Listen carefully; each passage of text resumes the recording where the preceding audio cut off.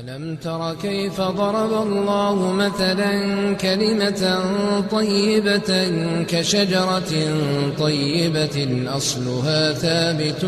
وفرعها في السماء تؤتي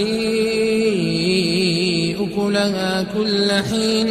بإذن ربها ويضرب الله الأمثال للناس لعلهم يتذكرون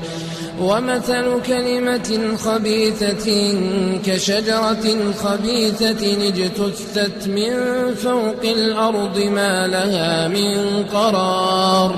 يثبت الله الذين آمنوا بالقول الثابت في الحياة الدنيا وفي الآخرة ويضل الله الظالمين ويفعل الله ما يشاء ألم تر إلى الذين بدلوا نعمة الله كفرا وأحلوا قومهم دار البوار جهنم يصلونها وبئس القرار وجعلوا لله أندادا ليضلوا عن سبيله قل تمتعوا فإن مصيركم إلى النار قل لعبادي الذين آمنوا يقيموا الصلاة وينفقوا مما رزقناهم سرا وعلانية من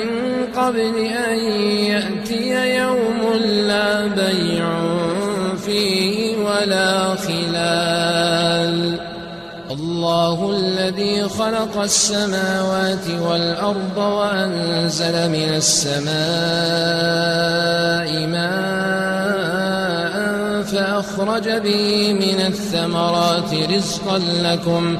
وسخر لكم الفلك لتجري في البحر بأمره وسخر لكم الأنهار